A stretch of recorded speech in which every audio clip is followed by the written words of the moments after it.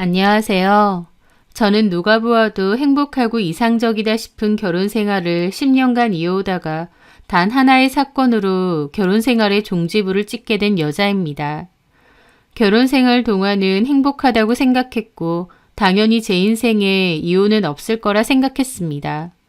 그렇기에 아직도 한 번씩은 제가 이혼을 했다는 사실이 참 어이없기도 하고 쓴웃음이 나오기도 합니다. 저는 개인 사업을 운영하고 있습니다. 미술 전공을 했고 귀금속 디자이너로 제 개인 브랜드를 운영하고 있어요. 오프라인 매장과 온라인 매장을 같이 운영하고 있는데 오프라인 매장과 바로 붙어 있는 온라인 쇼핑몰 사무실이 있습니다. 회사에서 같이 일하는 직원으론 제품 디자이너 1명, 쇼핑몰 전담 직원 1명, 그리고 사무 격리 및 잡무를 담당해주는 직원 1명이 있어요. 그중 격리 및 잡무를 담당해주는 직원은 저희 신우입니다. 신우는 2년제 대학 졸업 후 회사 여러 곳을 전전했는데 하나같이 반년도 못 다니고 그만뒀다고 하더라고요. 월급이 너무 적다, 위치가 너무 안 좋다, 상사들이 너무 별로다, 남들이 보기에 너무 하찮아 보인다 등등 퇴사 이유도 가지각색이라고 했습니다. 어떤 곳은 위치가 너무 공장 같은 데 있다며 분위기가 칙칙해서 다니기 싫다고 한 적도 있습니다. 그렇게 취업 자리에 적응을 못하는 신우 때문에 시부모님과 남편은 고민이 많았어요. 그래서 제가 제 쇼핑몰에 취업을 시켜준 것이었습니다. 저희 사무실은 일 자체도 그렇게 힘들지 않을 뿐더러 신우 담당 업무도 그렇게 어려운 일도 아니었거든요. 또 귀금속을 판매하는 곳이다 보니 사무실도 깔끔하고 단정했어요. 보이는 게 많이 중요한 신우도 만족하며 다녔죠. 무엇보다 대표인 제가 본인의 올케이기 때문에 회사 생활이 더 편한 것도 있을 테고요. 신우뿐만 아니라 남편도 저희 아버지랑 같이 일을 했었습니다. 저희 아버지는 과일 수입 관련 회사를 운영하고 계신데요. 남편도 그 회사에 다녔거든요. 원래는 다른 회사를 다녔는데 그 회사가 너무 불안정해서 월급을 밀릴 때도 많았던 영세한 회사였습니다. 저랑 결혼하고 나서 5년 정도 뒤에 그 회사를 그만뒀고 저희 아버지 밑에서 일하게 된 거였죠. 저희 아버지 회사는 규모는 그렇게 크지 않아도 버는 수입은 괜찮은 편이라서 남편도 몹시 만족하며 다녔습니다. 남편은 저희 아버지 밑에서 일하고 신우는 제 밑에서 일하는 거였다 보니 아는 지인은 우스갯소리로 너네 식구들이 시댁 식구들을 다 먹여 살리는 거냐고도 하더라고요. 그 말도 틀린 말은 아니죠. 하지만 결혼했으니 다 같은 가족이기도 했고 기왕이면 남보다 가족끼리 일자리 마련해주고 도와주면 좋잖아요. 남편도 나름 저희 아버지 밑에서 열심히 일을 해줬고 저희 아버지도 그런 남편이 기특해서 나중에는 회사를 물려줄 생각까지도 있으셨습니다.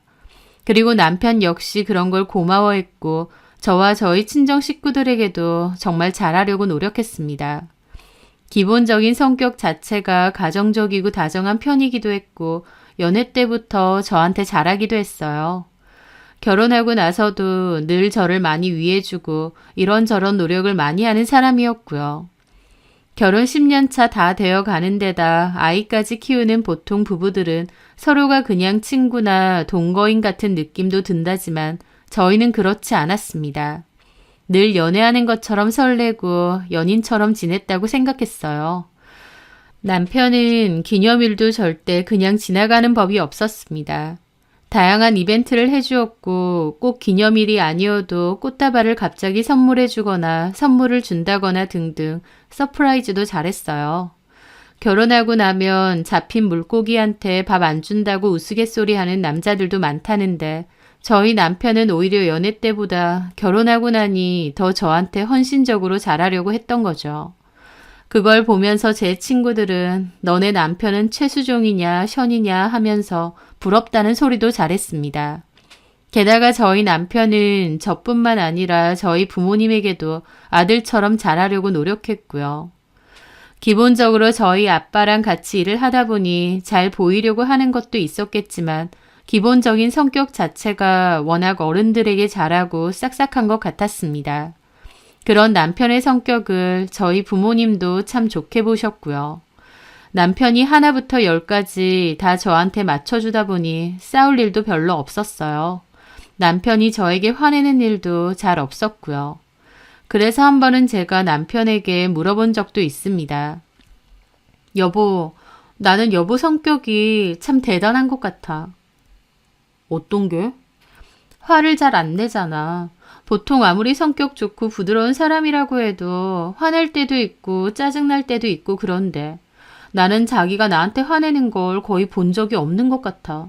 설령 자기랑 나랑 싸울 일이 있더라도 자기는 그냥 나한테 맞춰주려고 하고 내가 맞다고 하고 그러잖아. 그 말에 남편은 웃더라고요. 여보는 내가 세상에서 제일 사랑하는 사람이야.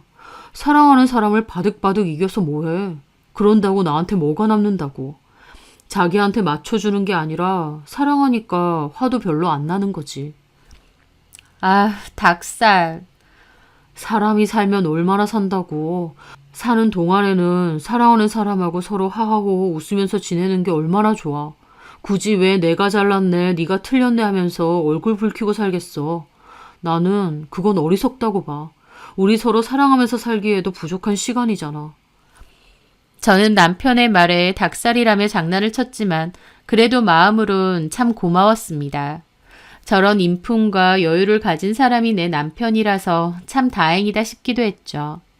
주변에선 저희 부부를 모두 부러워했고 저 역시도 저희 같은 부부를 인꼬 부부라고 하는 것 같다는 생각도 했었습니다. 그렇게 10년을 살았어요. 10년 동안 참 행복한 결혼 생활이었죠. 아니, 행복하다고 저 혼자서 완벽하게 착각하며 살았던 결혼 생활일지도 모르겠네요. 둘이 똑같은 마음일 거라고 생각했는데 남편은 전혀 딴 생각을 하고 있었으니 말이에요. 세상 그 무엇보다도 소중한 건 가족이라던 남편의 감춰두었던 진짜 속마음을 알게 되었던 건 참 사소한 일이었습니다.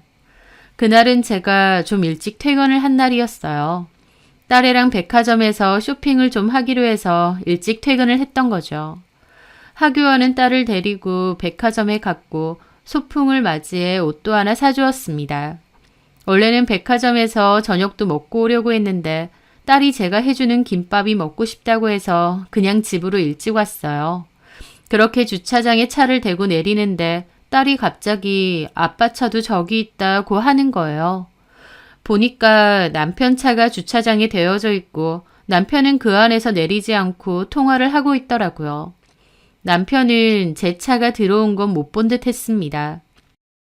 딸이랑 저랑 아빠한테 몰래 가서 놀래켜 주자며 살금살금 차 뒤쪽으로 다가갔죠. 가서 창문을 똑똑 두드리려고 했거든요. 그런데 딸과 제가 차에 거의 다다랐을 무렵 남편이 갑자기 차문을 확 열고 나왔습니다. 그리고는 차 뒤에 서 있는 저와 딸을 보고 엄청 놀라더라고요. 무슨 저승사자라도 본 양 너무 놀랐고 얼마나 놀랐는지 손에 들고 있던 폰까지 거의 던질 듯이 떨어뜨릴 정도였죠. 그 폰은 날아가서 제 발밑 근처로 왔고요. 남편이 너무 놀라니 저도 황당해서 웃음이 나더라고요. 뭘 그렇게까지 놀라. 우리가 더 놀랐어. 아니, 갑자기 왜 차 뒤에 서 있어? 언제부터 서 있었어? 남편은 좀 심할 정도로 놀라더라고요.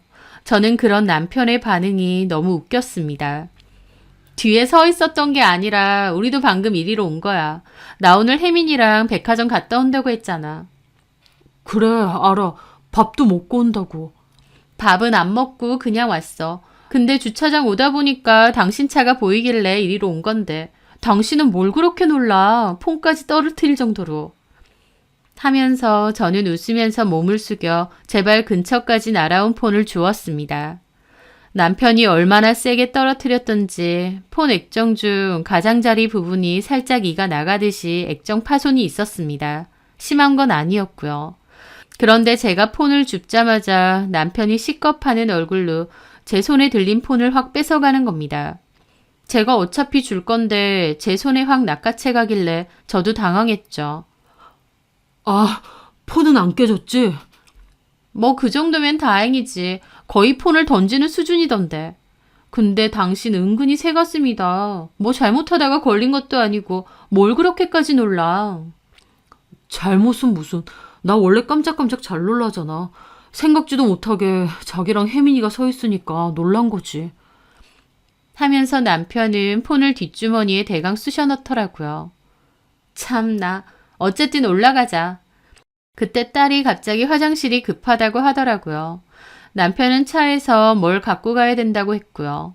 저는 그럼 먼저 올라간다고 하고 딸을 데리고 급하게 승강기 쪽으로 달려갔죠. 남편은 좀 이따 올라온다고 했고요. 그 일은 엄청 사소한 정말 아무것도 아닌 일이었습니다. 그런데 이상하게도 저는 얼굴이 창백해질 정도로 놀랐던 남편의 얼굴이 머릿속에 계속 남아 있었어요. 평소에 감정 기복이 그렇게 크지 않은 남편은 불같이 화를 내거나 심하게 놀라거나 몹시 슬퍼하거나 하는 등 감정에 요동치는 모습을 흔히 보기 힘들었습니다.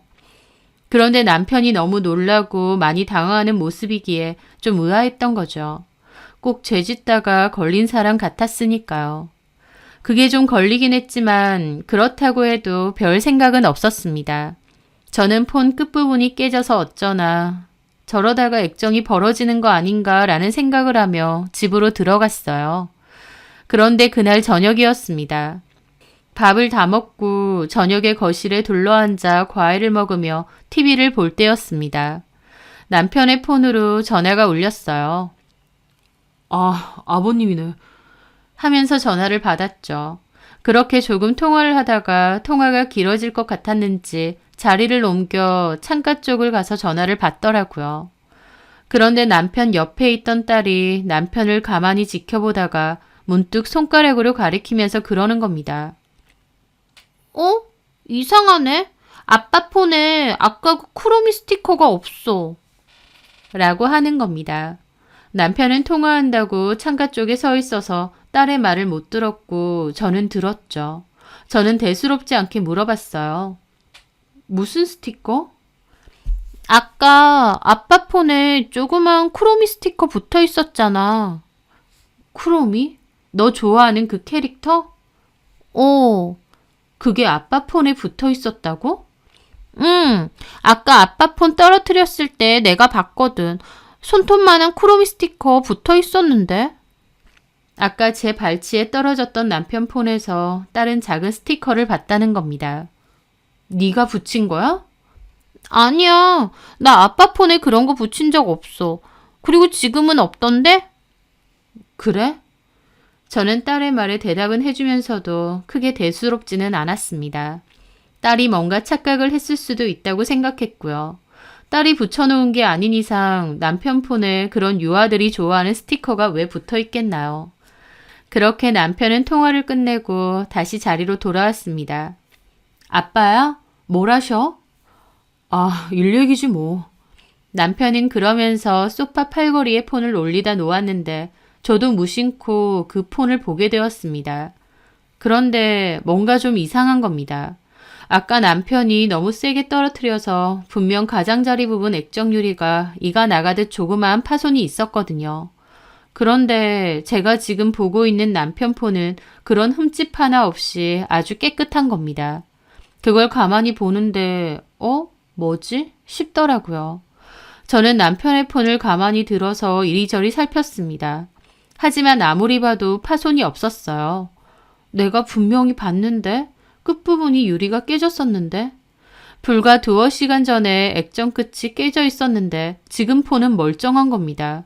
이게 말이 되나요? 제가 황당한 기분으로 폰을 가만히 보니까 남편이 묻더라고요. 왜 그래? 내 폰 들고. 아니, 자기 폰 말이야. 하고 물어보려다가 저는 그냥 입을 닫았습니다. 왜인지 모르겠는데 그걸 말하면 안 될 것 같다는 생각이 본능적으로 들었거든요. 아니야, 아무것도. 그때 옆에 있던 딸이 다시 물어봤죠. 아빠, 근데 아까 그 크로미 스티커 어딨어요? 뗐어요? 뭔 스티커? 아빠 폰에 있던 거요. 아까 폰 뒤에 붙어 있었잖아요. 손톱만한 거. 나 그거 좋아하는 건데. 그런데 그 말에 남편이 몹시 당황하는 겁니다. 아빠 폰에 스티커? 네. 아니야. 아빠 폰에 그런 거 없는데. 있었는데 아까. 무슨 소리야. 이것 봐. 없잖아. 아빠가 그런 걸 왜 붙이고 다니냐? 이상하네. 아까 분명히. 혜민이 네가 잘못 본 거겠지. 네가 붙인 거 아니면 아빠 폰에 그런 게 왜 있겠어. 하면서 어색하게 웃더니 그대로 자리를 떠났습니다. 남편이 아니라고 하니 딸도 그냥 어리둥절해하고 말았죠. 그 일은 어떻게 보면 참 사소한 아무것도 아닌 일이었습니다. 그런데 이상하게도 저는 그 순간 뭔가 묘한 기분이 들더라고요. 분명히 액정이 깨지고 딸의 말로는 스티커가 있었다는데 지금의 남편 폰에는 그런 게 없으니까요. 폰 기종도 같고 케이스마저 똑같은데 아까 차에서 들고 있던 폰하고는 지금의 이 폰이 좀 다른 폰인 것 같다는 생각이 문득 드는 겁니다. 그날 저는 결혼 생활 도중 처음으로 남편의 행동에 대해 의심을 하게 되었습니다. 세컨폰을 쓰면서 바람을 피거나 딴짓을 하는 남자들도 간혹 있다는데 설마 내 남편이? 하는 생각이 들었거든요. 남편은 그날 피곤하다며 일찍 잠이 들었고 저는 제 속에서 거듭되는 의심 때문에 도저히 잠을 잘 수가 없었습니다. 제 눈으로 직접 확인을 해봐야 직성이 풀리겠더라고요. 그래서 저는 남편이 잠이 든 것을 확인한 뒤 남편 차키를 챙겨 들고 주차장으로 내려갔습니다. 내려가는 동안에도 내가 너무 예민한 건가? 말도 안 되는 걸로 남편을 의심하는 건가 싶은 생각이 머릿속을 떠나지 않았죠. 하지만 어쨌든 뭔가가 있는지 제 눈으로 확인은 해봐야겠더라고요. 저는 남편의 차에 올라타서 이곳저곳을 뒤져보기 시작했습니다. 글로브 박스도 열어보고 좌석 사이사이도 확인을 했죠. 뒷자리까지 가서도 일일이 확인을 했습니다. 앞좌석에 붙어있는 주머니도 확인해보고 심지어 바닥까지 한번 쓸어서 살펴보았습니다. 나름 구석구석 다 찾아본 거죠. 하지만 세컨폰 같은 건 보이지 않더라고요. 그래, 내가 괜히 오버했네 라는 생각이 들었습니다. 착각한 걸 수도 있는데 남편을 의심했구나 멋쩍은 생각마저 들었죠.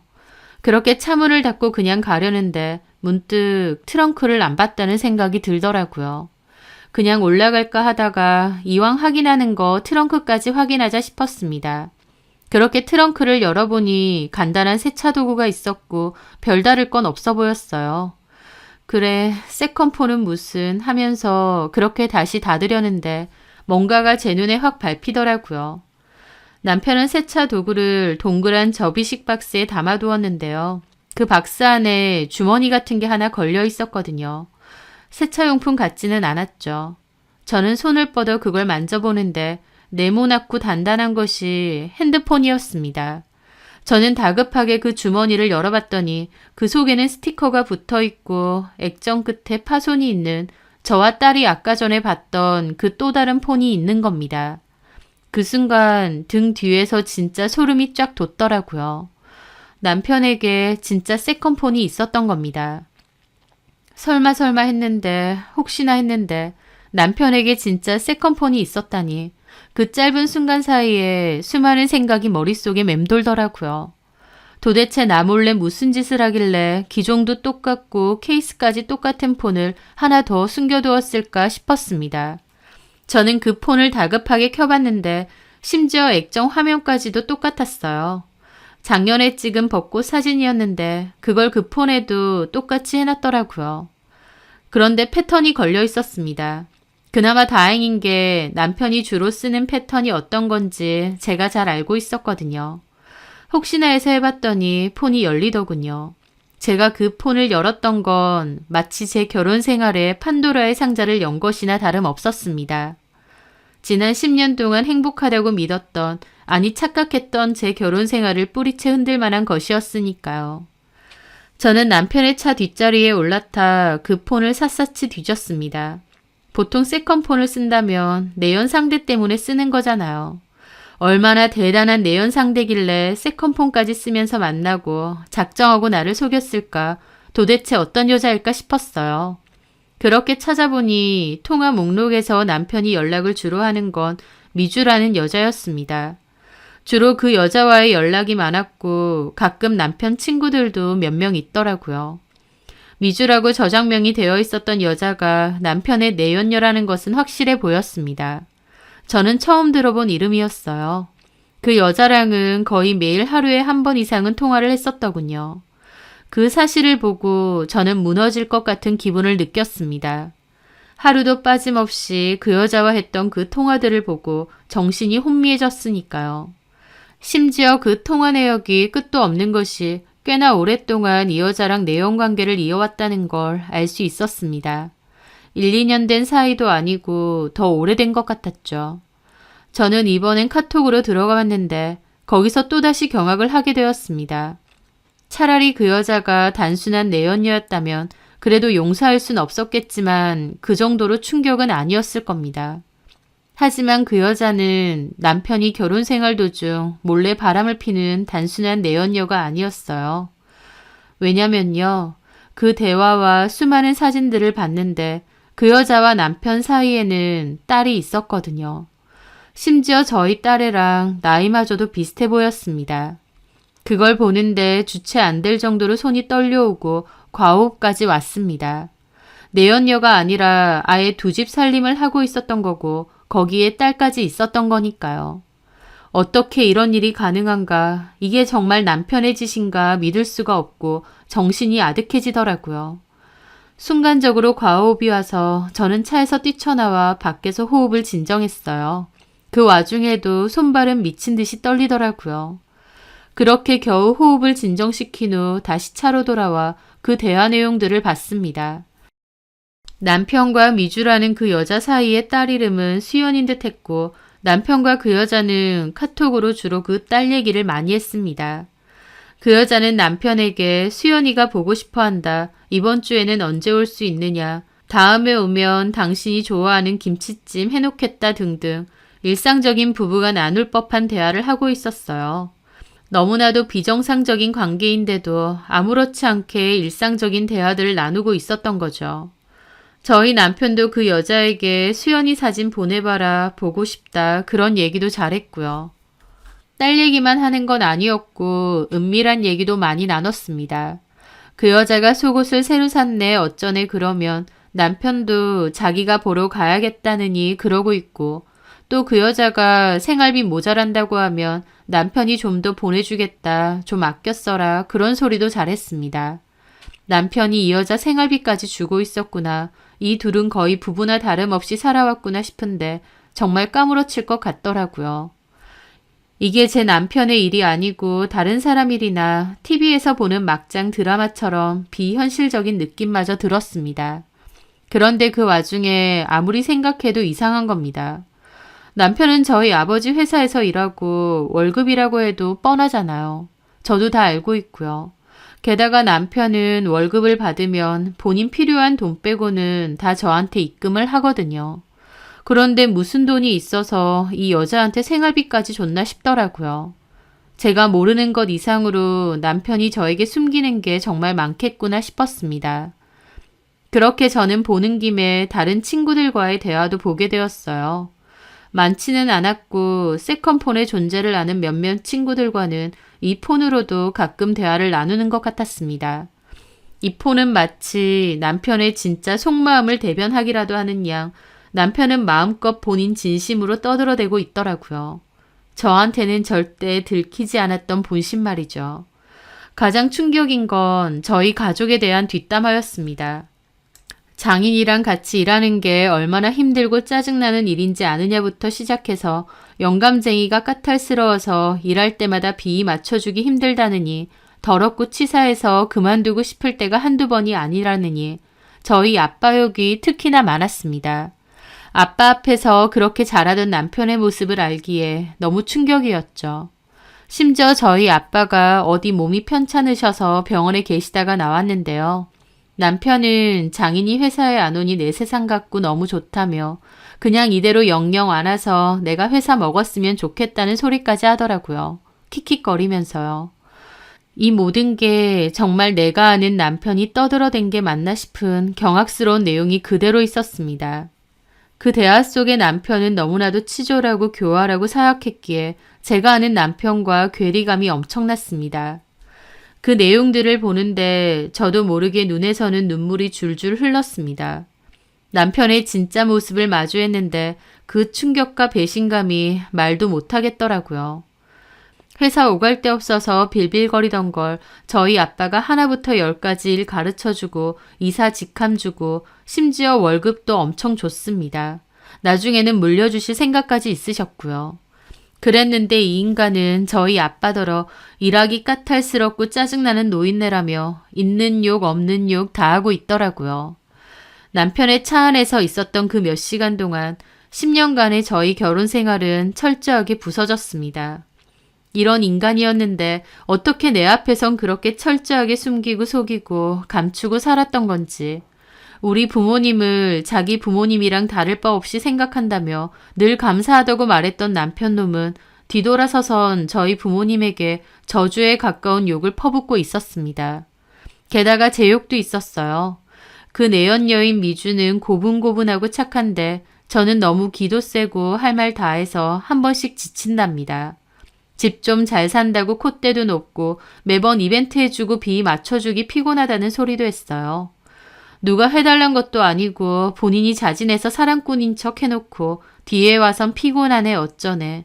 게다가 저더러 치맛바람도 너무 세다고 애 학원을 몇 개를 보내냐는 욕도 해놨더라고요. 제 앞에선 저보고 현명하고 야무진 엄마라느니 일하면서 아이도 잘 돌보고 1등 엄마라느니 입에 발린 소리 해놓고 뒤에 와선 지 친구한테 저를 욕하고 모욕을 주고 있었습니다. 순종적이고 고분고분한 그 여자는 추켜 세우면서요. 게다가 또 다른 자식인 수연이라는 애에 대한 연민도 있었습니다. 미안하다느니 불쌍하다느니 수연이 생각하면 가슴이 아프다느니 어쩌느니 눈물에 생쇼를 하고 있더라고요. 저는 이게 다 꿈이었으면 지독한 악몽이었으면 하고 바라기도 했어요. 제 인생에서도 결혼이 참 큰 의미였는데 그 결혼 생활이 사실은 모두 기만과 배신으로 얼룩진 나날이었으니까요. 저는 몇 시간이나 울고 괴로워하다가 새벽에 다시 집으로 올라왔습니다. 너무 많이 울어서 온몸에 진이 다 빠진 저는 그대로 기절하듯 소파에 누워서 잠이 들었어요. 그러다가 아침에 남편이 깨우는 소리에 일어났죠. 남편은 걱정스러운 표정을 지으면서 왜 여기서 자고 있느냐, 안 추웠냐 그러고 있는 겁니다. 그 면상을 보는데 싸대기를 날리고 싶은 걸 참았습니다. 그리고 그냥 조용히 방으로 들어가서 다시 누웠어요. 그 일을 겪고 저는 심한 몸살을 겪었습니다. 출근도 못했고 일어나지도 못한 채 며칠을 끙끙 앓았죠. 누워있으면서 속에서는 남편에 대한 분노와 복수심밖에 안 들더라고요. 남편은 그 와중에 죽 싸오고 병원 가자 그러고 앞에서는 혼신의 힘을 다해 다정한 남편인 척을 하는데 너무 역겨웠습니다. 그냥 피곤하다, 혼자 있고 싶다 그러고 무시했죠. 누워있으면서 앞으로 어떻게 해야 할지에 대해서 계속 생각했습니다. 이혼은 당연히 할 건데 철저하게 다 돌려받고 탈탈 털어서 끝내겠다는 생각뿐이었죠.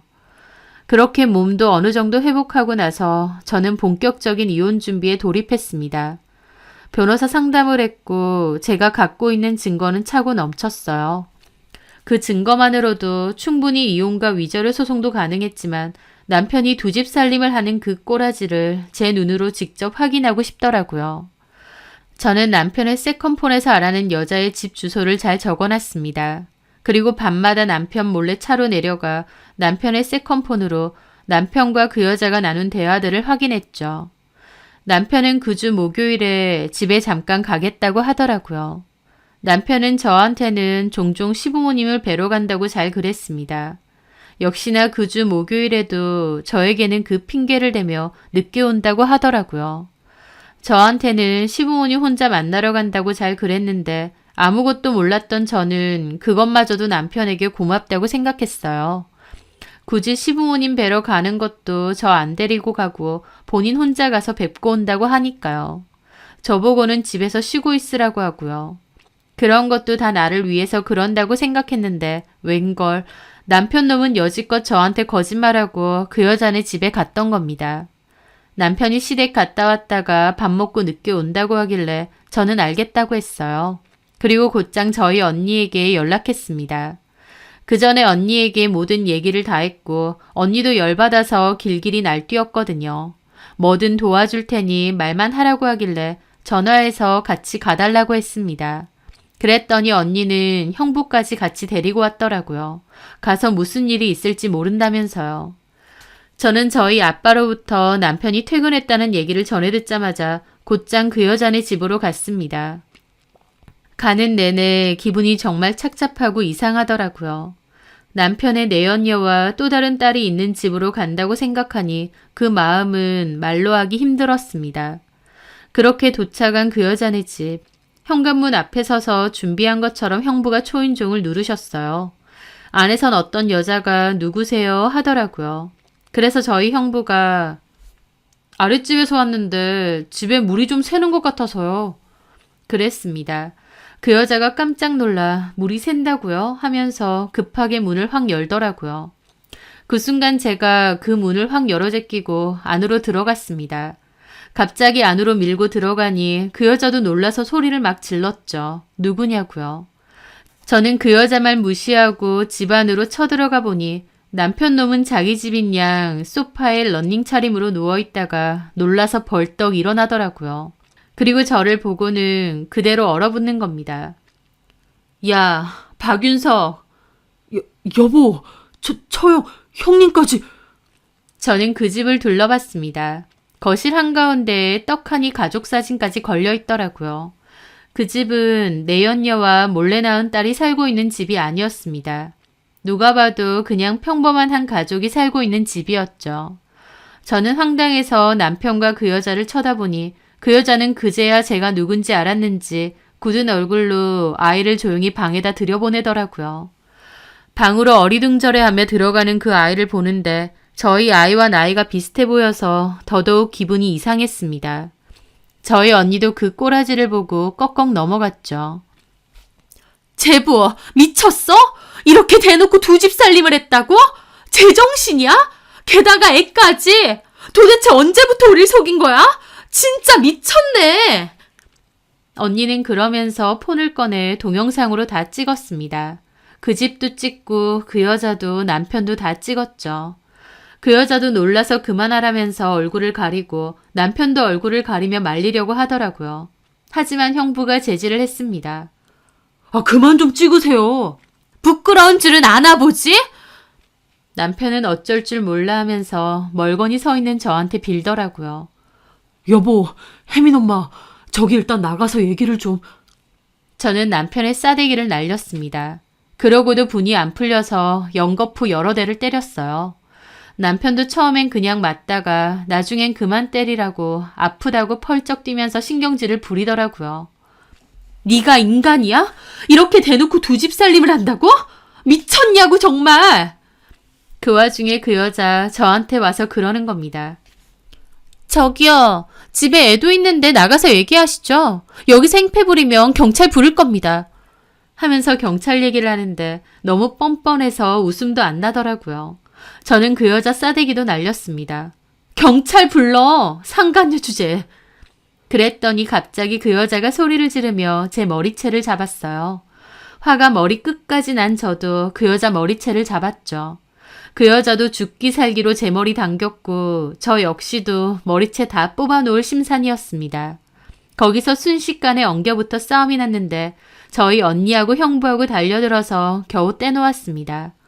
기가 막혀서 욕도 안 나오네. 남의 남편이랑 바람나서 두 집 살림한 년이 뭐가 어째? 경찰! 여기 동네방네 소문 다 내줄까? 그 말에 그 여자 노려보며 그러더라고요. 바람 같은 소리 하네. 내가 먼저였거든? 뭐? 네 남편 원래 나랑 살던 남자라고. 뺏긴 게 누군데? 저게 뭔 말인가 싶어서 황망해서 남편을 보니 남편 죽을 상인 얼굴로 바닥에 무릎 꿇고 앉아서 아무 말 못하더라고요. 그 모습이 얼마나 비겁해 보이던지요. 뭔 개소리야. 당신이 직접 말해봐. 저 여자가 뭔 헛소리 하고 있는 거야? 말 안 해. 그래, 말하지 마. 나는 바로 이혼할 거니까 얘기 들을 필요도 없어. 세컨폰까지 써가면서 전현이랑 살고 싶었나 본데 네가 원하는 대로 해줄게. 2년 집에서 같이 살아. 저는 그냥 나오기엔 열받아서 그 집에 있는 거 다 때려 부셨습니다. 그 여자도 소리는 지르는데 어쩌지는 못하더라고요. 그러고 저는 그 집에서 나왔고 언니와 형부도 같이 쫓아나왔습니다. 차에 올라타려는데 남편도 러닝 차림으로 급하게 달려나와서 저를 붙잡았지만 저는 그 자리에서 싸대기 한 대 더 때렸어요. 그리고 더 할 얘기 없다고, 영원히 집에 올 필요 없다고 하고 올라탔습니다. 집에 가서 언니랑 형부 앞에서 펑펑 울고 있는데 남편이 집으로 왔더라고요. 저는 긴 말 할 것 없고 바로 이혼할 거니까 네 짐 싸서 그년 집으로 당장 꺼지라고 했습니다. 남편은 잘못했다고 무릎 꿇고 비는데 꼴도 보기 싫더라고요. 저희 언니와 형부가 어떻게 된 건지 거짓말하지 말고 자초지종 설명해보라 그랬습니다. 이렇게 된 마당에 거짓말하지 말고 다 솔직하게 말해보라고요. 결국 남편도 진실을 털어놓더라고요. 그 여자는 저랑 만나기 전에 사귀다 헤어진 여자친구였다고 했습니다. 동거도 좀 했었대요. 그 여자는 결혼까지도 원했는데 남편은 부담스러워서 결국 헤어졌다고 했습니다. 그 후 남편은 저랑 만나게 되었는데 그 여자가 저랑 사귀고 있는 당시 연락이 왔었대요. 그 여자가 부모님도 안 계시고 이래저래 형편도 어렵고 남편을 많이 의지했다고 했습니다. 남편은 그게 안쓰러워서 몇 번 연락을 받아주다가 저 몰래 한 번씩 만나기까지 했답니다. 마음 없어서 헤어졌대 놓고 뒤늦게 그게 왜 안쓰러웠는지 남편의 생각을 이해하지는 못하겠지만요. 그리고 저랑 연애할 때부터 이미 저를 속였던 거였습니다. 하여튼 저도 만나면서 그 여자도 몰래 만났고 심지어 결혼하고 나서까지도 그 여자랑의 관계를 끊지 않고 만남을 몰래 가져왔답니다. 남편은 이러지 말아야지 하면서도 그 여자가 자꾸 연락이 오고 불쌍한 척을 하니까 끊어내기가 힘들었대요. 그 여자는 남편한테 많이 기댔다고 하더라고요. 남편은 그런 게 부담스러워서 헤어진 거라고 하고요. 어쨌든 남편은 그 여자랑 지속적인 만남을 이어왔는데 그러다가 제가 임신을 했고 공교롭게도 그 여자도 비슷한 시기에 임신을 했다는 겁니다. 남편은 그 여자가 임신까지 했다고 하니 아차 싶어서 미안하지만 수술해달라고 부탁했고 수술비도 줬답니다. 그 여자도 처음엔 알았다고 했다는데 나중에 갑자기 잠적을 했대요. 그런데 몇 년 뒤에 갑자기 다시 연락을 했답니다. 남편 몰래 애도 낳았고 혼자서 힘들게 키우고 살더라는 거죠. 남편은 자기도 곤란했지만 본인 애라는데 모른 척 할 수가 없었다네요. 그래서 초반에는 생활비 지원해주고 좀 도와줬대요. 그러던 게 결국 이날 이때까지 이어진 거라고 했습니다. 그 말을 듣는데 이 사람은 처음부터 나한테 진실된 적이 없었구나. 처음부터 여태까지 나를 계속 속여왔던 거구나 깨달았습니다. 애초에 연애 때부터 그 여자랑 몰래 만나면서 저를 속였던 거니까요. 그리고 헤어지고 나서도 그렇게 마음 쓰일 정도면 그냥 제가 아니라 그 여자랑 결혼하고 살면 되는 거 아닌가요?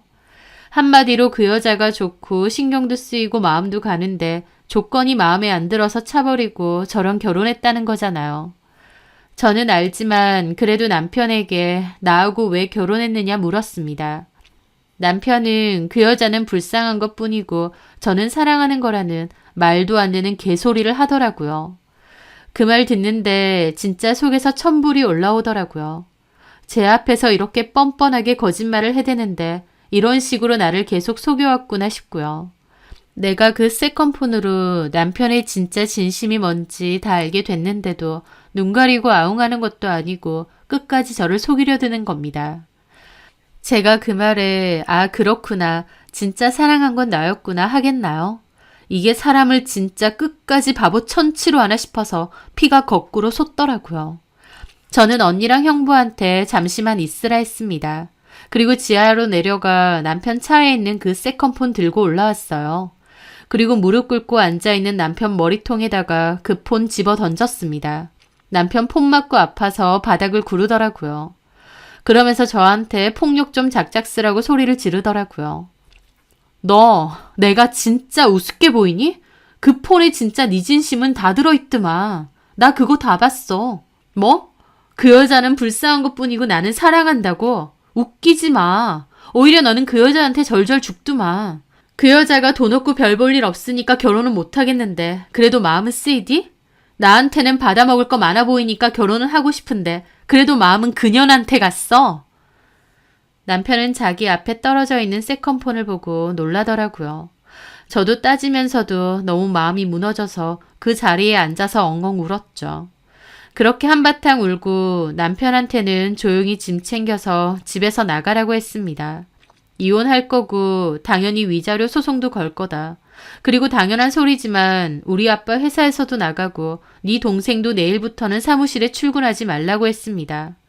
남편은 잘못했다고 그 여자는 당장이라도 끊어내겠다며 제 다리 붙잡고 빌었지만 저는 다시는 그 면상 보고 싶지도 않으니 진짜 미안하면 조용히 나가달라고 했습니다.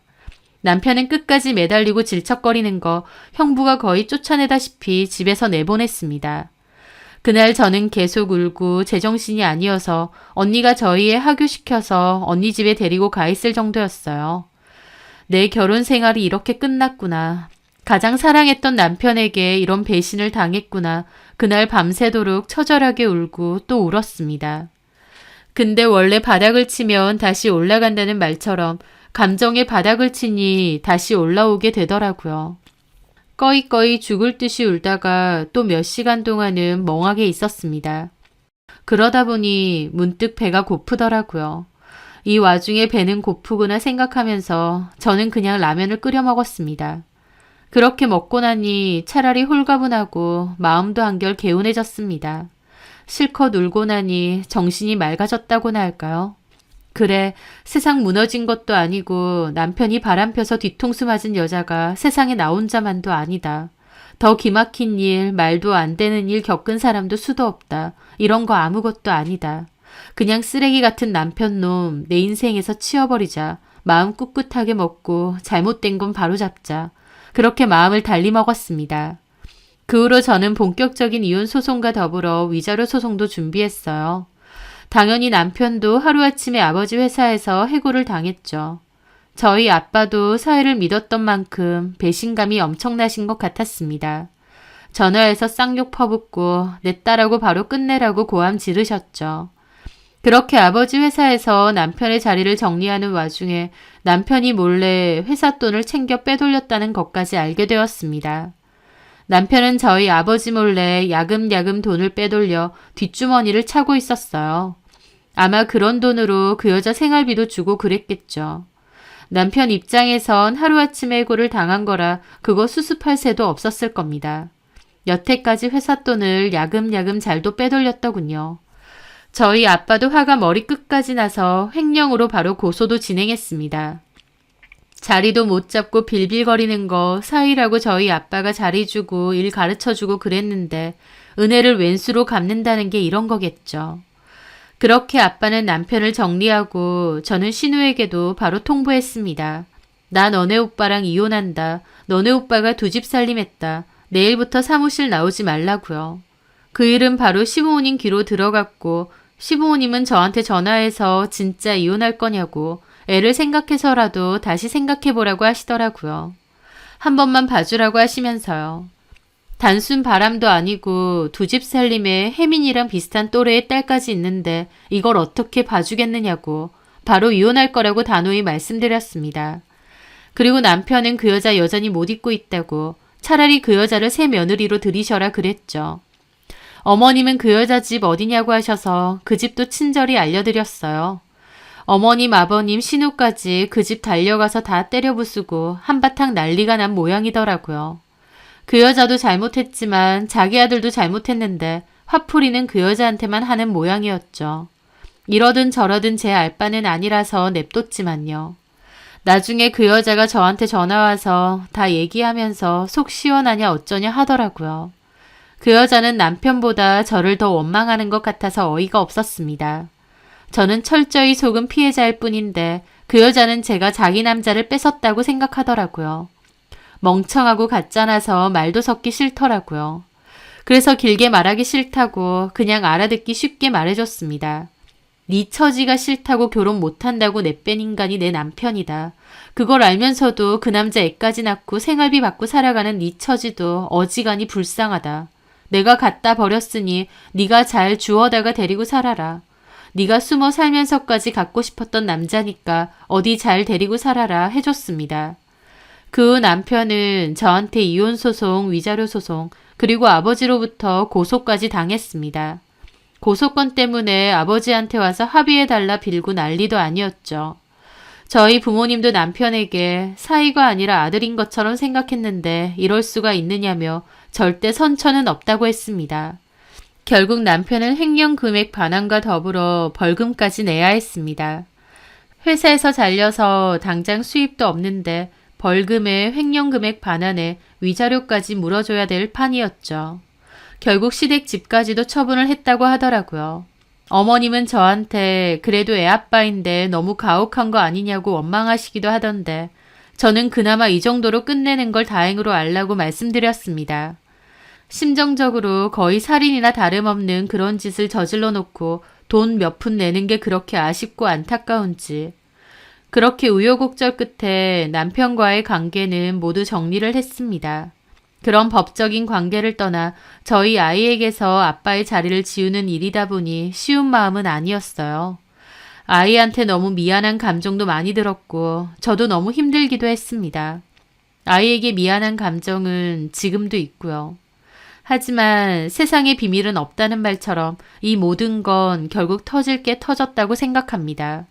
그날 우연히 딸애와 제가 남편의 폰을 보게 된 것은 어쩌면 우연이 아닐 수도 있을 것 같아요. 꼬리가 길면 밟히는 것처럼 결국 남편의 그 이중생활은 언젠가는 저에게 들켰을 것이고 결국 이런 파국 역시 한 번은 닥쳤어야 될 일이었으니까요.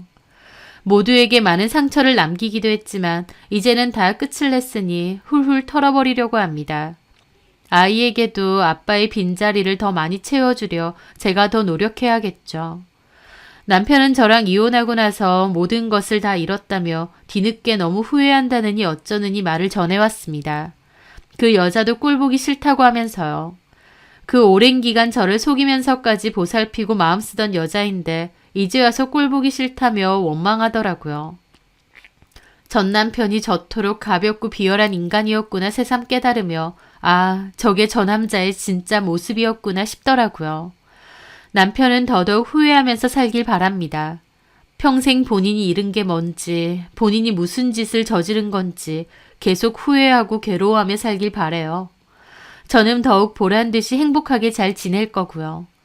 지금도 그때 그 핸드폰을 발견했을 때의 충격을 떠올리면 심장이 아릿하지만 좀 더 시간이 지나면 어이없는 웃음과 함께 흘려보낼 수 있지 않을까 싶습니다. 제 사연 들어주셔서 감사합니다.